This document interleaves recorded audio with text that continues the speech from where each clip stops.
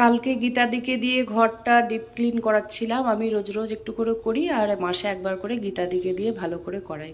বাইরের রোদটা দেখো একেবারে চকচক করছে।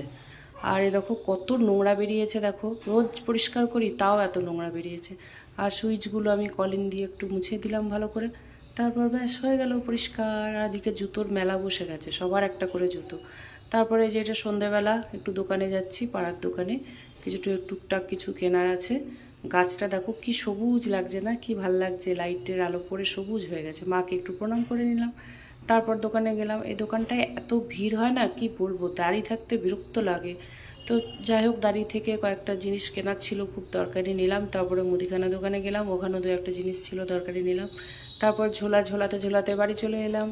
তারপরে গ্যারেজে এসে দেখছি যাক লিফটটা গ্রাউন্ড ফ্লোরেই আছে, তো আমি লিফটে উঠে পড়লাম। উঠে পড়ে ফার্স্ট ফ্লোর চলে গেলাম। টাটা।